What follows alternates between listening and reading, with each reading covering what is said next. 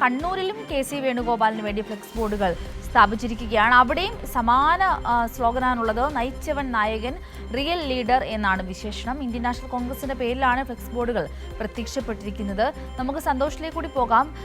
സന്തോഷ്, ഇപ്പോൾ നോക്കൂ, രാജ്കുമാർ പറഞ്ഞിരിക്കുന്നതും സമാന സാഹചര്യമാണ്.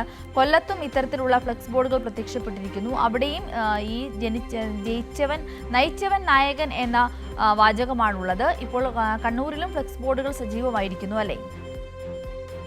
സിന്ധുക്ക് കണ്ണൂർ നഗരത്തിൽ കാൽടെക്സ് ജംഗ്ഷനിലാണ് കെ.സി. വേണുഗോപാലിന് വേണ്ടി വലിയ ഫ്ലക്സ് ബോർഡ് സ്ഥാപിച്ചിരിക്കുന്നത്. നയിച്ചവൻ നായകൻ എന്നും റിയൽ ലീഡർ എന്നുമാണ് ഈ ബോർഡിൽ പറഞ്ഞിരിക്കുന്നത്. ഏറ്റവും പ്രധാനപ്പെട്ട കാര്യം, ഇതിൽ ഇന്ത്യൻ നാഷണൽ കോൺഗ്രസ് എന്നുള്ള രീതിയിൽ തന്നെയാണ് ബോർഡ് സ്ഥാപിച്ചത്. നേരത്തെ തിരഞ്ഞെടുപ്പിന് മുൻപെല്ലാം തന്നെ ഇത്തരത്തിൽ ബോർഡുകൾ ഉണ്ടായിരുന്നെങ്കിലും കോൺഗ്രസിനെ സ്നേഹിക്കുന്നവർ കോൺഗ്രസ് കൂട്ടായ്മ എന്നെല്ലാം ആണെങ്കിൽ ഇപ്പോൾ ഇന്ത്യൻ നാഷണൽ കോൺഗ്രസ് എന്ന് പറഞ്ഞ് തന്നെയാണ് കണ്ണൂർ നഗരത്തിൽ ഫ്ലക്സ് ബോർഡ് സ്ഥാപിച്ചിട്ടുള്ളത്.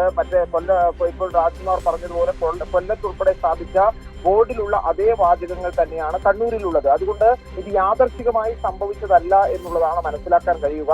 കൃത്യമായിട്ടുള്ള ഒരു പ്ലാനിങ്ങോടുകൂടി സംസ്ഥാനത്തിന്റെ പല ഭാഗത്തും ഇത്തരത്തിൽ കെ.സി. വേണുഗോപാലിനെ മുഖ്യമന്ത്രി സ്ഥാനത്തേക്ക് കൊണ്ടുവരുന്നതിന് വേണ്ടിയുള്ള പ്രചരണം ആരംഭിച്ചു കഴിഞ്ഞു എന്നുള്ളത് തന്നെയാണ് മനസ്സിലാക്കേണ്ടി വരുന്നത്. അതുകൊണ്ട് തന്നെയാണ് ഒരേ തരത്തിലുള്ള ഫ്ലക്സ് ബോർഡുകൾ എല്ലാ സ്ഥലത്തും പ്രത്യക്ഷപ്പെടുകയും ചെയ്യുന്നത്. തിരഞ്ഞെടുപ്പിന് മുൻപ് തന്നെ കെ.സി. വേണുഗോപാലിന് വേണ്ടി പുറവിടി ആരംഭിച്ചിരുന്നു. മാത്രമല്ല, കണ്ണൂരിലെ ഏറ്റവും പ്രധാനപ്പെട്ട നേതാവായ കെ. സുധാകരൻ പരസ്യമായി തന്നെ കെ.സി. വേണുഗോപാലിന് വേണ്ടി രംഗത്തെത്തുന്ന സാഹചര്യവും ഉണ്ടായിരുന്നു. കെ.സി. ആണ് മുഖ്യമന്ത്രിയാകേണ്ടതെന്ന് പലതവണ കെ. സുധാകരൻ ആവർത്തിക്കുകയും ചെയ്തിട്ടുണ്ട്. അതിന് പിന്നാലെയാണ് കെ. സുധാകരന്റെ തട്ടകമായ കണ്ണൂർ നഗരത്തിൽ ഇപ്പോൾ കെ.സിക്ക് വേണ്ടി ഫ്ലക്സ് ബോർഡ് ഉയർന്നിരിക്കുന്നത്.